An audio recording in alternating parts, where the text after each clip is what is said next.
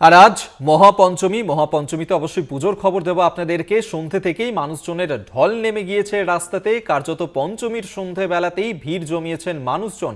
আপনাদেরকে এই মুহূর্তে নিয়ে যাব বেলগাছিয়া কেন্দ্রীয় সার্বজনীন দুর্গা পুজো মণ্ডপে। সেখানে ৯৭ বছর এবছর পদার্পণ করেছে এই পুজো। শাশ্বতী সেখান থেকে সরাসরি আমাদের সঙ্গে রয়েছেন প্রতিনিধি, শাশ্বতীর সঙ্গে কথা বলবো। শাশ্বতী, আজ মহাপঞ্চমীতে মানুষের ঢল কতটা নেমেছে? তুমি রয়েছে এই মুহূর্তে বেলগাছিয়ার একটি পুজো মণ্ডপে, সেখানে কি ছবি ধরা পড়ছে?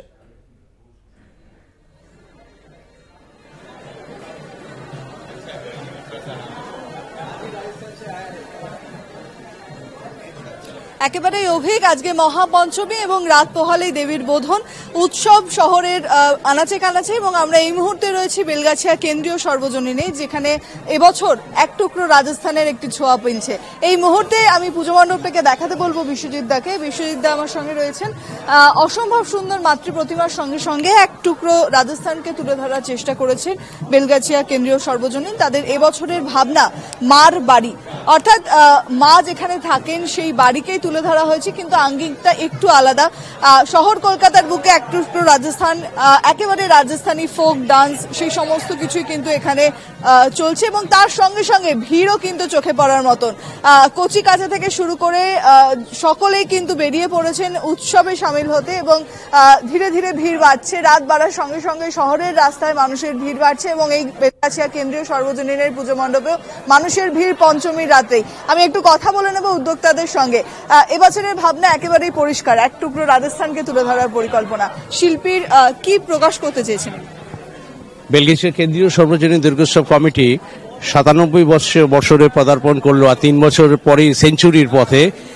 এবছরে আপনাদের ভাবনা শিল্পী ভেবেছেন সুব্রত বন্দ্যোপাধ্যায়, মার বাড়ি।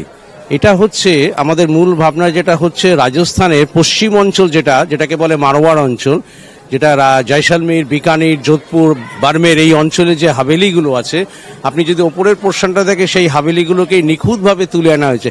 এবং নিচের পোর্শন, ওই অঞ্চলের যে গ্রামীণ যে বাড়িগুলো, মাটির বাড়িগুলো, সেখান থেকে শিল্পী গিয়ে তুলে নিয়ে এসছেন। সেই মাটির বাড়িগুলো কিন্তু এইভাবেই কাজ হয়, যেটা দেখছেন নিখুঁতভাবে তুলে এনেছেন। এবং মাতৃমূর্তি যেটা আমরা গর্বের সাথে বলতে পারি যে চিন্ময়ী মায়ের যে মৃন্ময়ী রূপ শিল্পীর স্টুডিওতে হয়েছে, আস্তে আস্তে মাতৃমুখে রূপদান পেয়েছে। এবং আগামীকাল আপনারা বোধন আপনারা জানেন। এবং এই যে রাজস্থানে ঢুকেই যাতে সেই ফ্লেভারটা আসে, আপনারা মূল মণ্ডপে ঢুকেই দেখছেন বাদিকে সে রাজস্থান থেকে তাদের যে লোকশিল্পী, তাদের একটা টিম আজকে এসছে এবং তারা পারফর্ম করছে। পুজোর কদিন তারা পারফর্ম করবে। এবং সবশেষে কলকাতা টিভি কর্তৃপক্ষকে আমরা কৃতজ্ঞতা জানাই যে আপনাদের চ্যানেলের মাধ্যমে বহু দূর দূরান্তরে জেলায় যারা বসে আছেন মাতৃমূর্তি দেখে তারা আসবেন। যেমনটা বললেন যে অসাধারণ শিল্পকার্য এই পুজো মণ্ডপ জুড়ে, একেবারে রাজস্থানের সেই গ্রামীণ শিল্পকলা প্রতিটা কোনায় কোনায় ফুটিয়ে তোলা হয়েছে। এবং তার সঙ্গে সঙ্গে ঠিক তার ওপরের অংশে বলা যায় যে রাজস্থানের হাভেলিগুলোতে যেভাবে নিখুঁত কারুকার্য থাকে, সেই শিল্পকলাকে এই পুজো মণ্ডপে সাজিয়ে তোলার চেষ্টা করেছেন শিল্পী সুব্রত বন্দ্যোপাধ্যায়। এবং মাতৃমূর্তি একেবারেই অসাধারণ। যেখানে দেবী তার নিজস্ব রূপে রয়েছেন, তিনি মহিষমর্দিনী রূপেই রয়েছেন, কিন্তু দেখলে মনে হবে যেন একেবারে সেই রাজস্থানের ঘরণীর রূপে তিনি বিরাজিত। এবং সেই সমস্ত কিছু মিলিয়ে ৯৭তম বছরে বেলগাছিয়া কেন্দ্রীয় সর্বজনীন তাদের পুজো মণ্ডপকে এত সুন্দর করে সুসজ্জিত করেছেন, যেখানে দর্শকদের ভিড়। একজন ছোট্ট মানুষ রয়েছেন, ঠাকুর দেখতে পেরেছেন, একটু কথা বলবো। কেমন লাগছে ঠাকুর? ভালো। কতগুলো ঠাকুর দেখলে? একটা। আর কটা দেখতে হবে? পরে ডায়মন্ড প্লাজা থেকে ম্যান্ডি পরে, তারপরে ঘুরতে যাবো বাবার বাইকে করে। একদম, ওর কিন্তু পুজোর প্ল্যানে রয়েছে পুরো। বাড়ির বড়দের সঙ্গে ছোটরাও যেমন বেরিয়েছেন, তেমন বন্ধু বান্ধবদের নিয়ে, প্রিয় মানুষজনকে নিয়ে সকলে কিন্তু শহরের রাজপথে।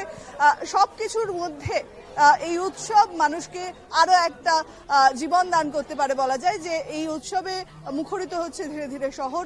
সমস্ত অশান্তি কাটিয়ে আবারও শহরে উৎসবের মেজাজ।